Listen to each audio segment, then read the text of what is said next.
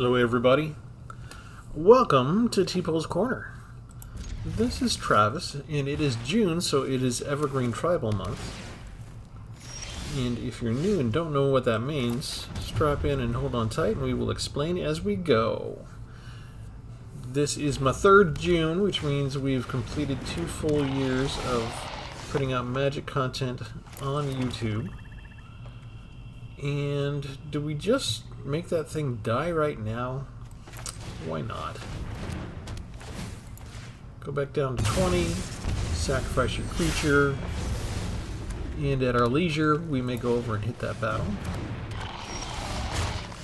And that's why I shouldn't have done it, because they just have stuff like that. So, let's put out Airbrush Forge and let that build up. We want them to be comfortable blocking us while it's smaller.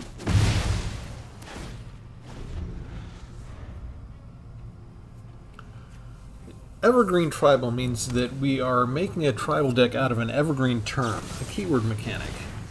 And of course they have a braid right at the very beginning, right when it is the most useful to them.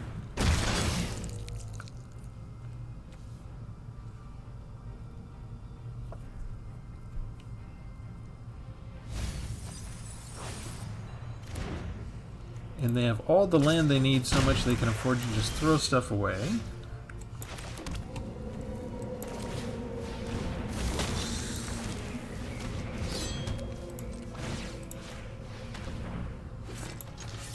So let's go get us that. And Ashen Reaper comes out.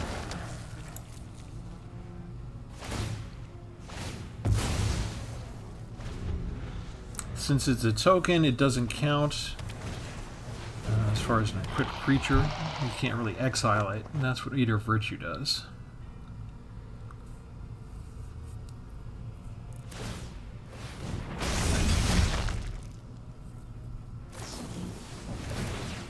Look at all the cheap 1 mana and 2 mana spells they made. 1 mana, 2 mana, 2 mana. We're dealing with one of those decks, but somehow they did have 3 mana to get their Seed Shark out. Alright, let's do this time. Go to next. We can't put the problem with this card is that you have to wait until the beginning of combat, and then it's too late to equip the Eater of Virtue. We can put it on Legamos for what that's worth and make him a 3/3. That'll at least try and block some of these incubation things. But with as many as he's got, I get the feeling we're going to need our board wipes. You can just attack with everybody. Or maybe save these and just attack with the flyer and the ones that can't be blocked. Yeah, they want to save these things. Oh no, okay. They decided it's okay. Come on down. They'll just work on taking me out quickly if they can. Alright, so we'll do this, and we'll do this. We'll do that. And 9, 10, 11. Let's keep that. Let's see, all of those. We'll keep you back, and we'll just do 8 points. And get 6 life gain back, and we're over 20. And still alive, at least.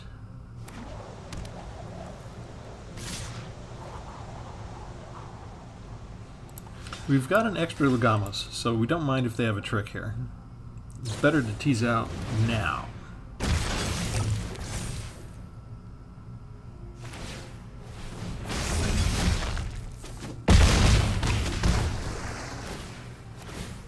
And 13. Legamos doesn't actually have a keyword that helps us, so it doesn't matter that he gets exiled onto Eater of Virtue.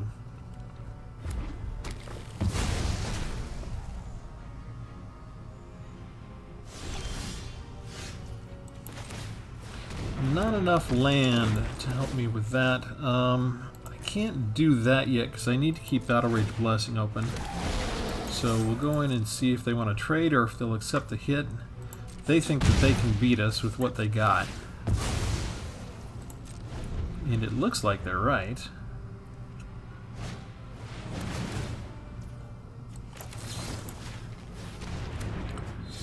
They just got these 2 creatures and everything else is instants and sorceries to benefit from the seed chart. So they really got their perfect draw. They got everything they wanted all the time.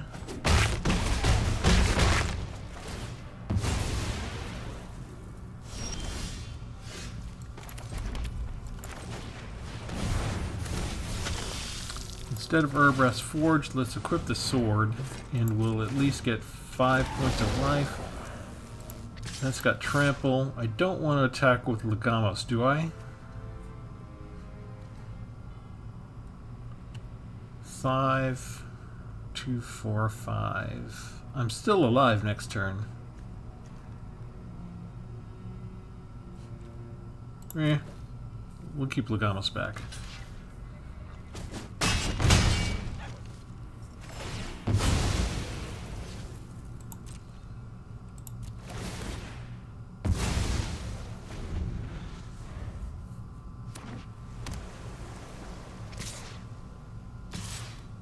A little more cautious now from them.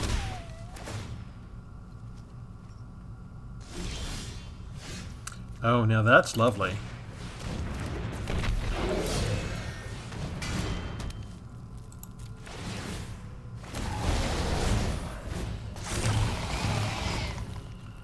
Oh yeah.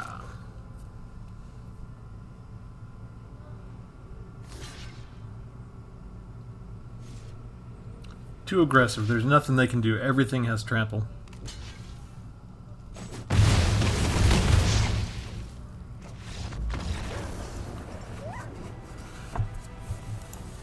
And that's the mechanic we're focusing on for today's episode of Evergreen Tribal. We take an Evergreen keyword term that Wizards of the Coast has identified. We overstack the deck with it. Fill just tons of trample in this thing.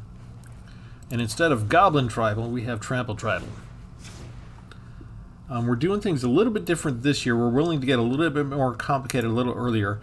What I originally started the Evergreen for was for the newer members, and we would just stick with one term, you know, like Lifelink or First Strike.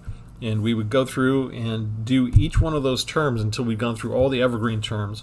And just so that new players could really get a sense of this is the mechanic, this is what it does, this is what its limitations are.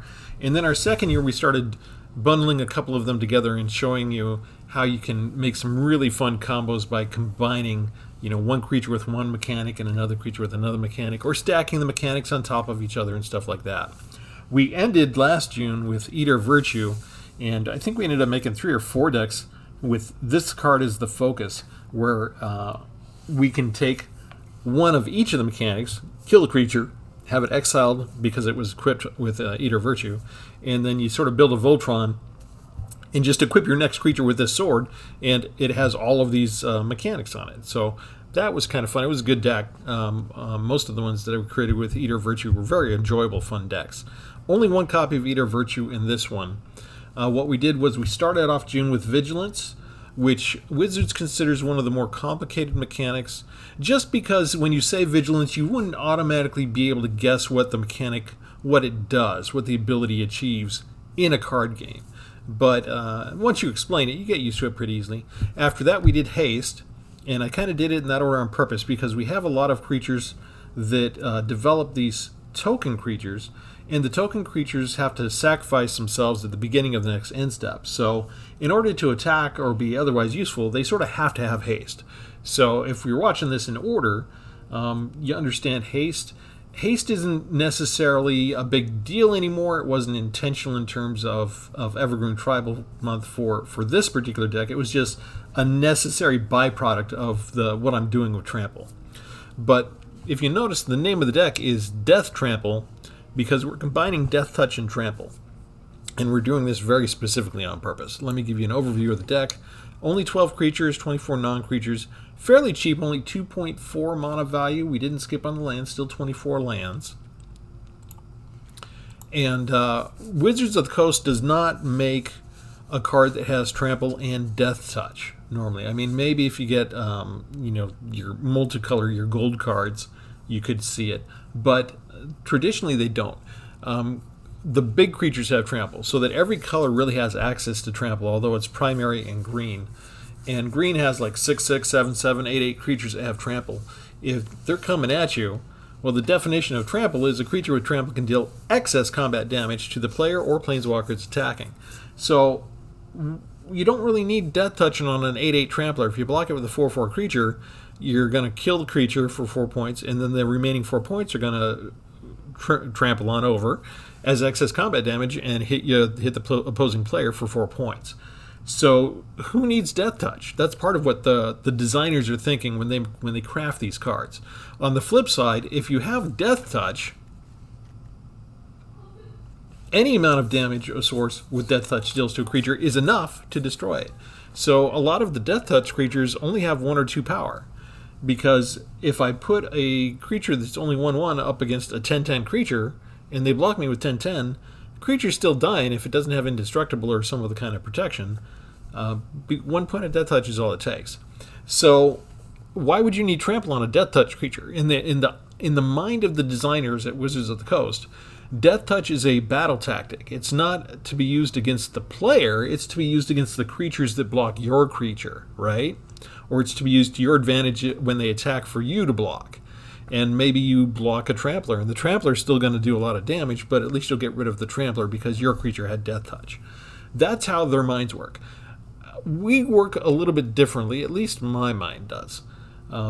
We like combining Death Touch and Trample.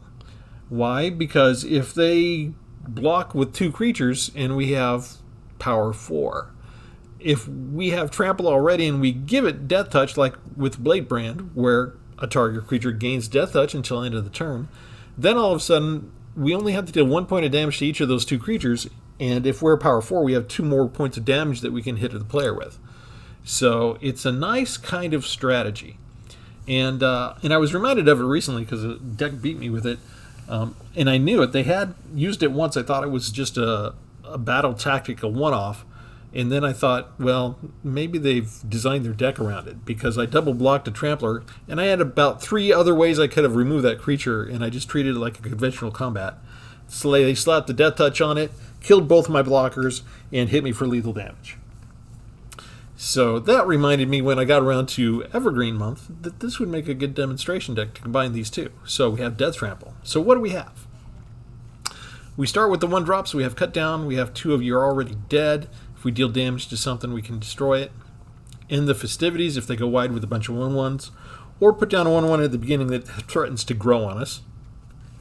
Simian Sling, when it becomes equipped or the creature becomes blocked, deals 1 damage to defending player, so we can hurt the... It's kind of like Trample, but different. It's not quite Trample. But you only deal 1 damage to defending player if it's blocked. Eater of Virtue, whenever the equipped creature dies, you exile it. The equipped creature gets +2/+0. And I like the +2/+0s because we don't care about our health for our creatures, as callous as that may sound, because we're a Trample deck. We only care about power, so we're increasing with power. Same with Transmogrant's Crown, also only increases power by 2. Whenever a equipped creature dies, you draw a card. We have a bunch of sacrificial tokens, so they're only around for 1 turn. So if we can equip them, notice it's whenever any equipped creature dies, not non-token creature. So the tokens count. We're going to get card draw. Battle Rage Blessing gives us Death Touch and Indestructible until end of turn. And we have 2 copies of Offer of Immortality, which is the same card. Death Touch and Indestructible. For some reason they decided, even though it's really close in the expansions, Dominaria United, it's not like this would have gone away in the rotation, but they reprinted the same card, and for Phyrexia All Will Be One, they changed the name and the card art.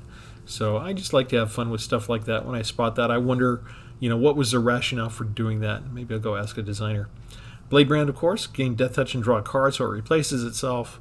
Leech Gauntlet has Lifelink, which is cool.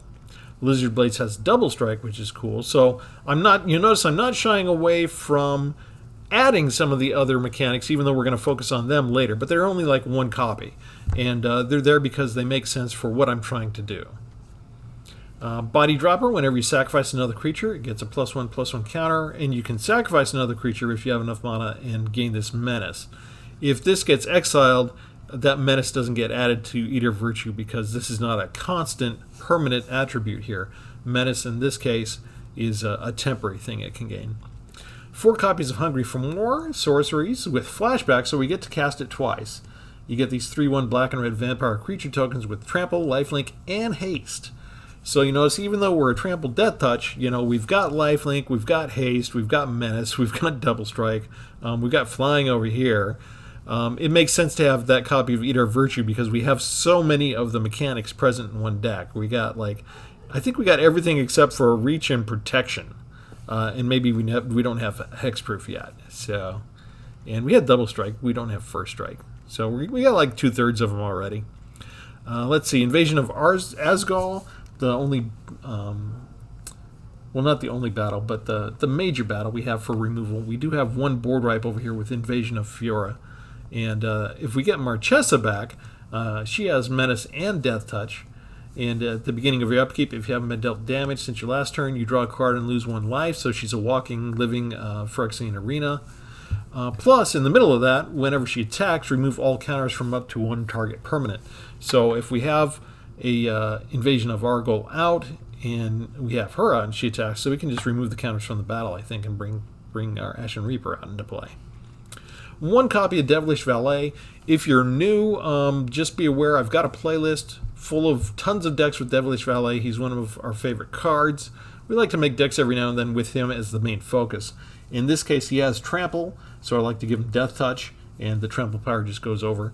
And also, he fits in well with this because we have Urbrass Forge and Legamos, and both of these create tokens. So if we have a Forge and a Legamos out, and its Devilish Valet is already on the field, or we bring him out just before combat, he's automatically going to become a 4/3 creature every turn. Not bad. A 4/3 Trample Haster for only 3 mana. I'll take it. Urbrass Forge, the more oil counters, the more power this one gets generated every turn. Legamos gives us a 2/1 Trample Haste Elemental creature every turn. 1 removal with Bleed Dry against a big creature, -13/-13, and it gets exiled, so we don't have to worry about it coming back. 1 Coalition Warbrute from Dominaria. It's got Endlist and Trample. Atsushi the Blazing Sky has Trample, and it's our flying Trample, so in case they try and come at us from the sky. And 1 Forge Boss. Whenever you sacrifice 1 or more creatures, and the non-tokens will count, Forge Boss deals 2 damage to each opponent. The ability only triggers once each turn. Okay, that's the deck. We have Hostile in there, so we can also sacrifice things there. And we got a couple of card draws, lands with Dross Pits and Autonomous Furnace, and 1 Tramway Station, and a Field of Ruin to destroy some of their specialty lands.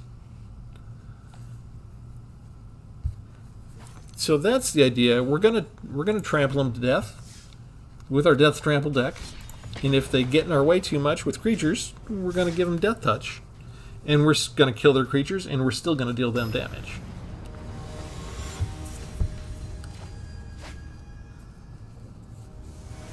And it might be small points at first because you notice a lot of our tramples are not the big 5/5, 6/6 green creatures, you know, they're red. Only 1 or 2 extra points of damage, but it adds up. How dare you gain life already?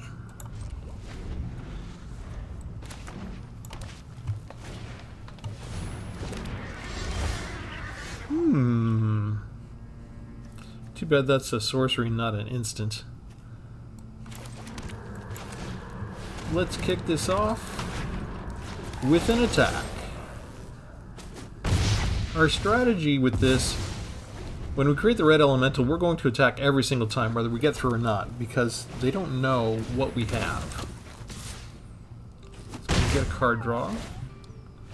We don't care right this second. Let's just get rid of their 1/1s. Feels good. Get us an Urbrass Forge in here. And I mean, now if we get the Devilish Valet in here anytime soon, we'll be in 7th heaven.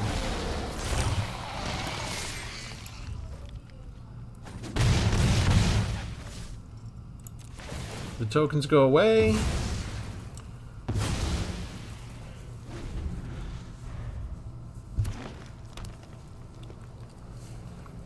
Next up, Hostile. And we'll see if the game lasts long enough around that we get out the creeping in. We don't usually. The game's almost always over before then. Let's see. Let's bring down you. It doesn't really do us much good because we can't equip it onto the tokens. The tokens don't show up until it's already combat time. So let's put it on here. The sword won't absorb anything.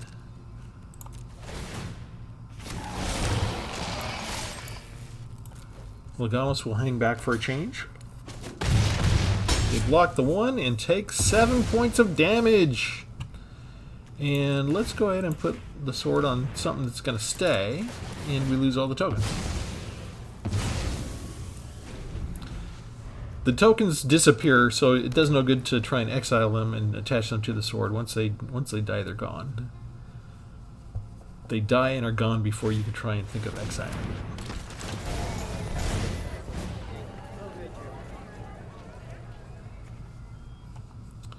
Our problem is he's got a lifelink aspect here.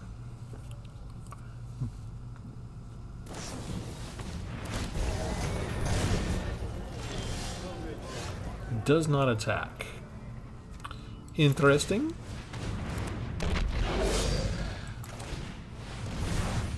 We're going to attack.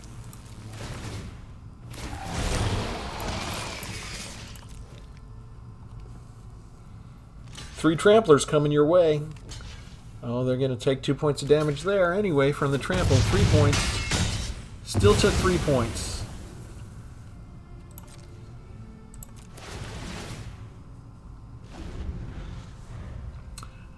I've got to admit, most of my playtesting, I've been playing against red, and they always seem to have an abrade like on their second turn.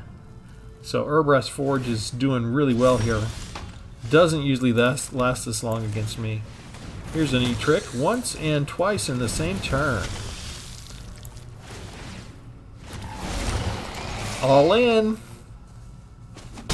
Don't stop me now, 'cause I'm having a good time. Final score, 32 to -13. Didn't even really need to use the death touch yet. It's just a battle tactic, really. Oh, my first blot out. That's a nice card. I like it.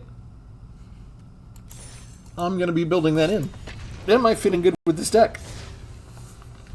I'm a little light on removal, but I'm already at 60 cards.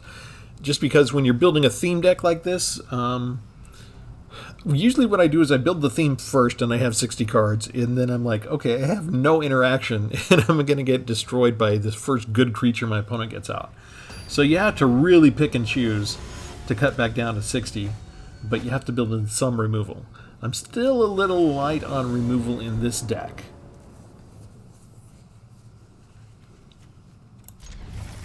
But I am kind of counting on some of this death touch helping me with the creature-to-creature interfaces, so to speak.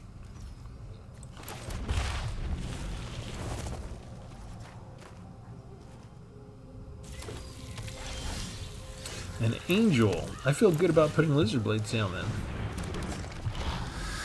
I'm not so sure how well we'll do against an all-flyer deck. And Gyada's already there.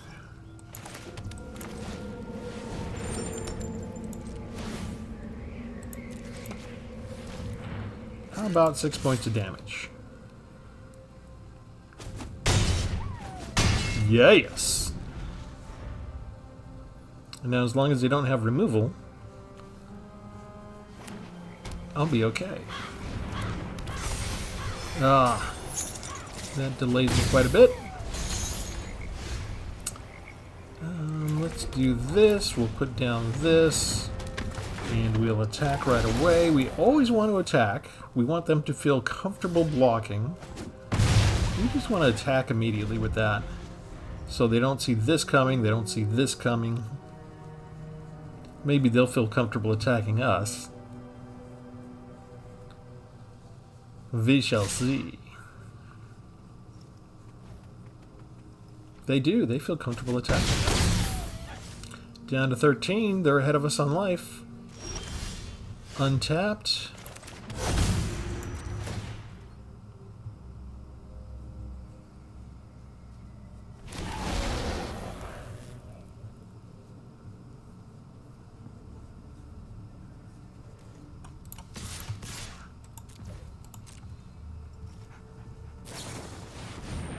They're going to flash in a creature.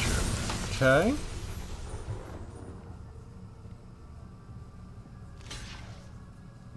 Ooh.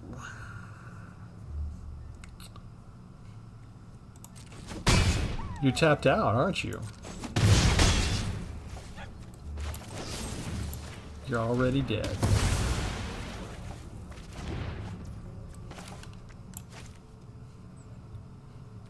Let's keep it dry so we can use indestructible. We can always bring down the valet next turn. No need to telegraph things.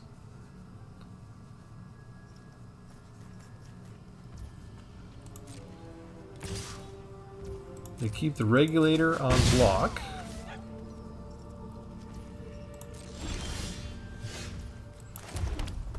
And they didn't do anything. Let's try this and see if they have a counterspell. I'm hoping they just have like another flash creature.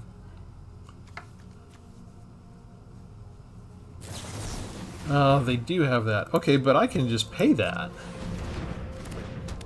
Oh, what the heck? That was not a good deal.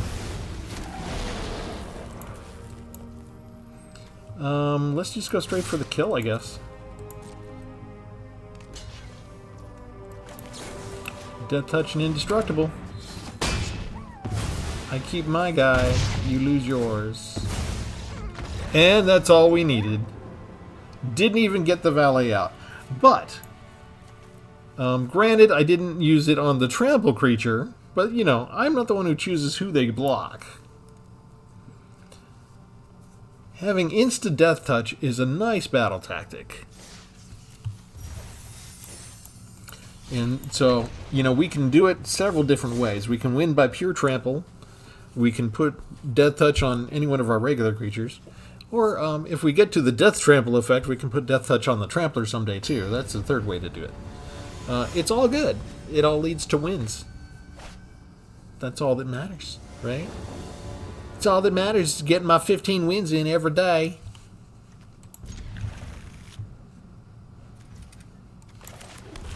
I like to put the tramway station down first to keep my sacrificial draw land out on the side where I can remember it.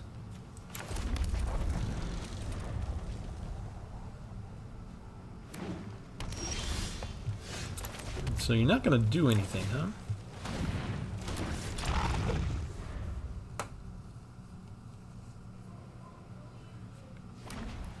They could easily have stuff that destroys artifacts. And Leech Gauntlet is exposed right now. We can't make it indestructible. We don't have quite enough mana just yet.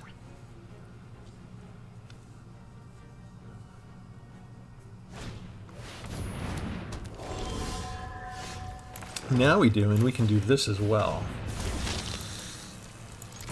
This is a counter deck which sometimes can kill you by turn 5. So this is actually something to be a little concerned about, as weird as it is. 3 mana for a 1/1? Yeah, but it builds up fast with the, especially if they get an Ozolith down.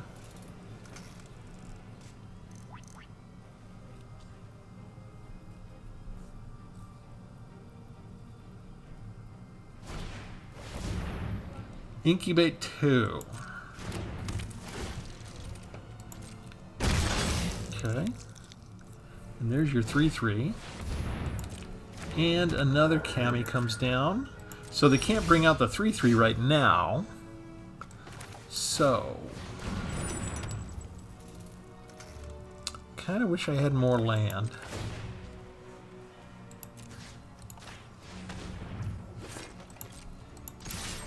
So this is a risk in case they have any kind of removal.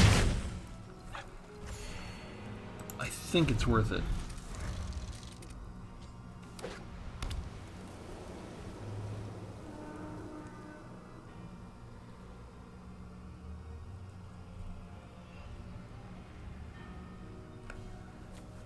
This deck isn't necessarily focused too much around removal, as it is ramping encounters.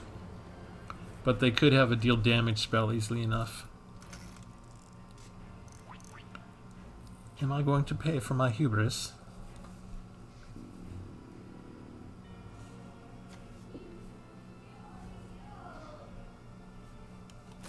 Yep, they've got it. We do get card draw out of it. Do they feel comfortable attacking?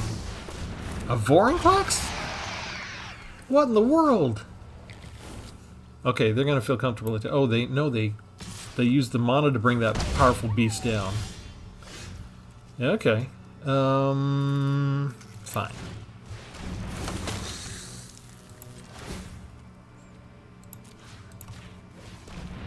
They think I'm going just for the card draw. They should block.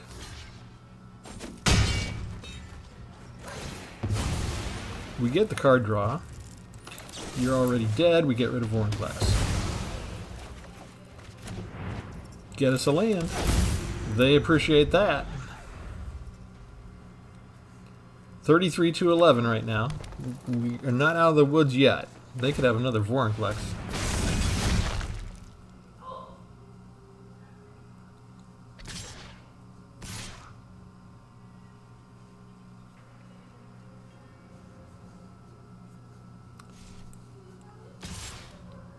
The attack with Cammy? Okay. Because I have this, they want to defend.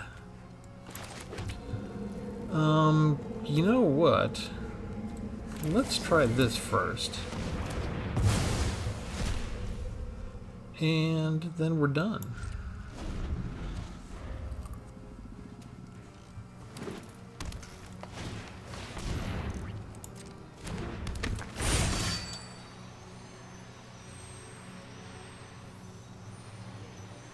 Give it to Cammy.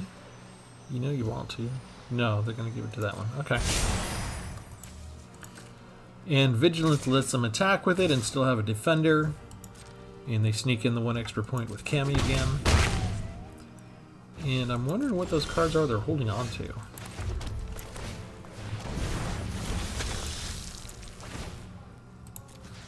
They cannot ignore the 5/5, can they? You gotta block, right? 3 damage to target attacking or block. No, we're going to be indestructible for this turn, sorry. Boom! I don't care about being being exiled instead of dying. It was going to go away forever anyway. Oh, they take it! They take the damage! He appreciates that.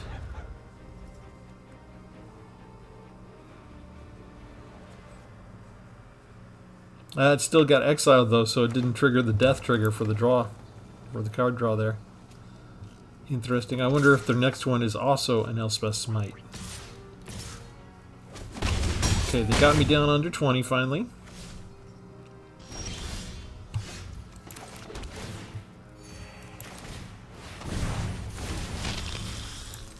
Rinse and repeat.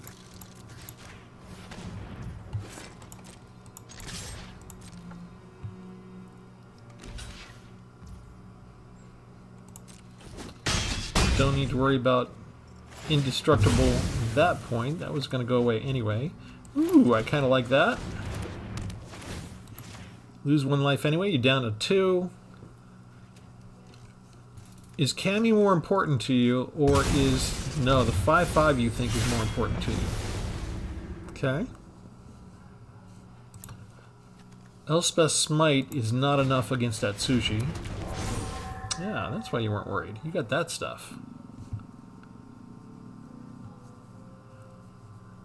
They're looking at my battle.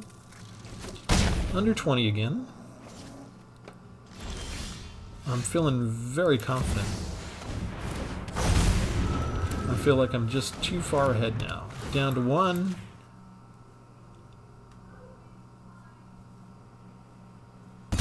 And I keep 2 mana drive for Offer Immortality on Atsushi if I need it. And in this case, we're ignoring going after the battles. Can't attack or block. Oh, well, that is a problem.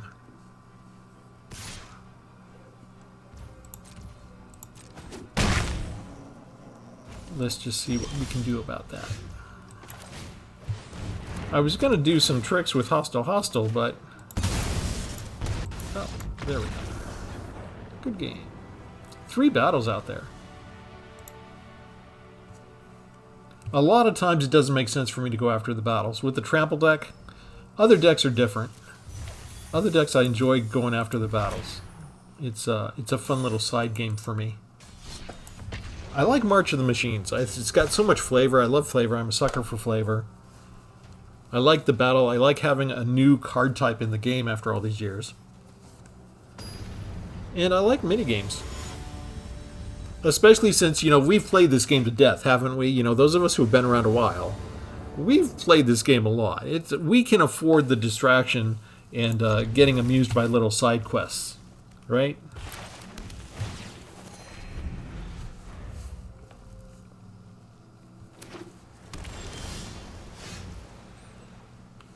Let's go ahead and bring down Body Dropper now.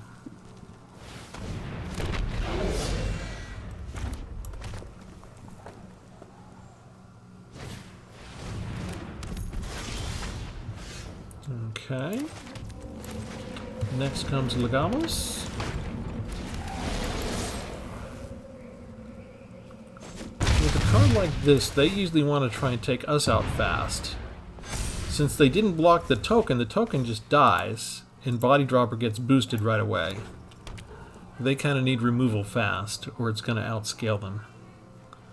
But with blue, that also gives them bounce spells, or tap down spells. A lot of options there for blue if you combine it with red.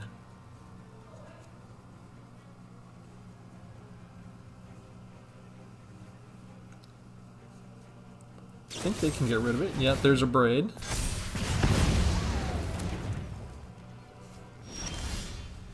They couldn't do anything to attack.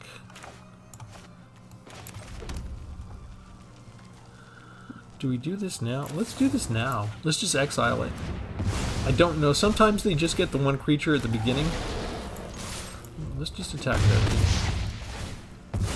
They could have another one right away, but... they don't miss a land drop, of course. I kind of like that. Oh, I kind of like that. Do I do that now? Yeah, I think I have to do this now. To block the 2/1. Death Touch. Let's just get rid of the egg now. And we still do a point of damage. DeathTrample, ladies and gentlemen. That's how it works. What else you got? What's Merrick's do again? Mites. Okay. Okay, instead of going for my face, they have to take out my creatures. And they also might have a counterspell. Let's try this first. That got through. Do they have a little shock or a zapper? No. 3 points. That's all we can do for the turn. But I like it. I like being ahead on life for a change. Usually the types of decks that I do, it's reversed. I'm down to 8 or less, and then I start to take over the game. Okay, so if we do this, do you have a counterspell?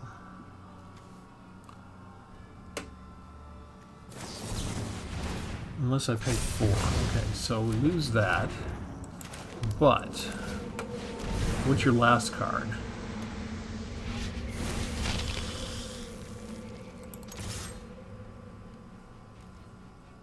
You're going to take this because you want to keep your electrostatic infantry. And I am out of ammo.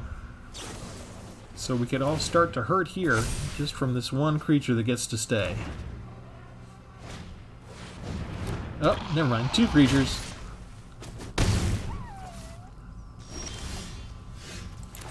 That doesn't help yet. That's only a piece of the puzzle. Where's my battles? And we start to ramp for land. We're actually outpacing my opponent on land. Disgusting. This is a problem with the deck. I think we have to try it.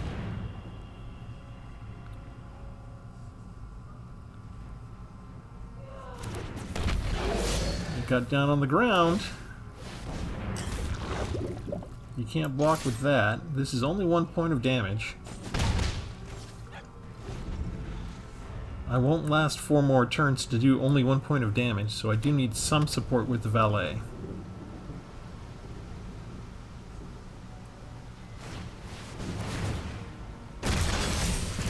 They have exactly what they need.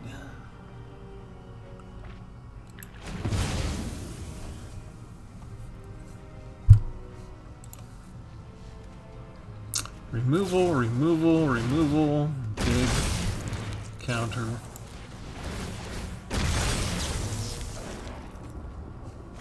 Nearly got him. I just can't flood out with land. I need a decent spell here.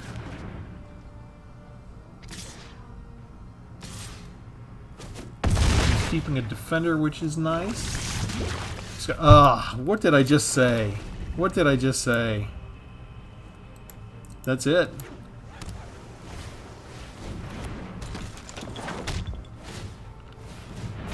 You can't give me 2 lands like that in the middle.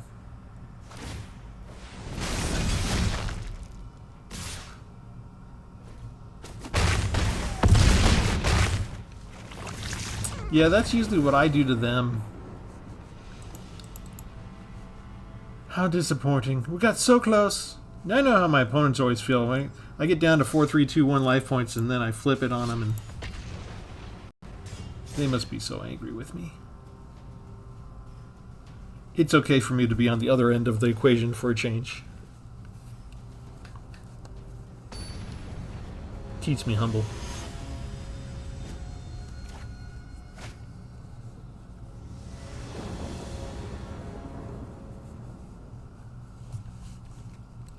We go first. We go first. That means we win. Hopeful thinking.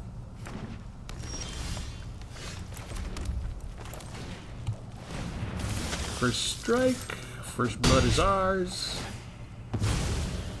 See, we're winning. Of course, we were winning most of the last round, too. Look how that turned out.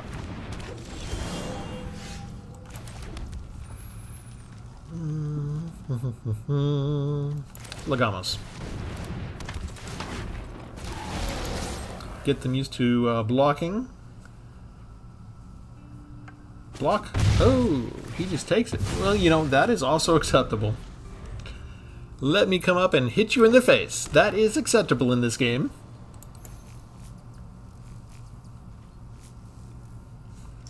Gotta remember to give treats to my pet. There we go.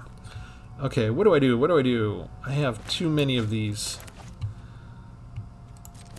We do the attack first.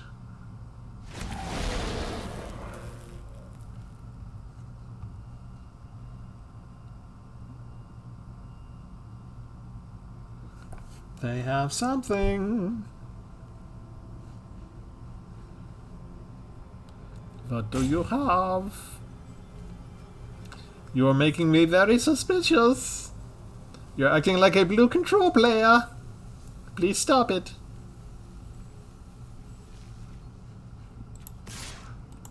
That's a lot of roping for turn 3. Your name is Cranksy? Is Cranksy getting a little cranky? Okay, let's do this. Lose another life. Lose the Loam Speaker. I don't want them to put down a 4th land and be able to bring out a 5-mana creature. That's too dangerous when I'm behind on land. Alright. We had to wait a long time for it, but they let it happen. There's their 4th land. Okay, so... do we attack with both? Do we go after this, or do we go straight to their face? Let's go for the battle this time.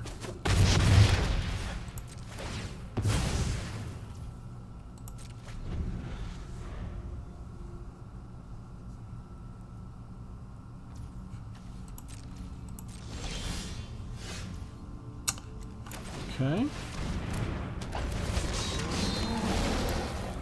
One for the battle and two to the face.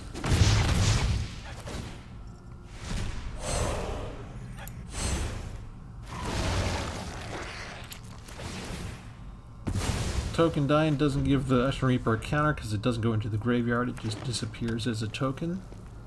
There's nothing to go into the graveyard. They have their 5 mana now. What do you got? Thrun?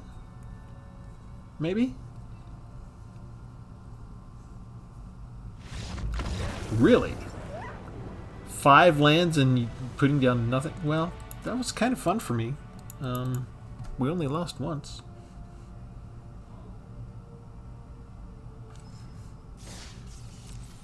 Right? I always forget so quickly about my win-loss percentage. I may have to go back and look at the tape. But let's go ahead and pull up the deck one more time. DeathTrample. I like the name. I think we were able to demonstrate all the different ways that you can use it.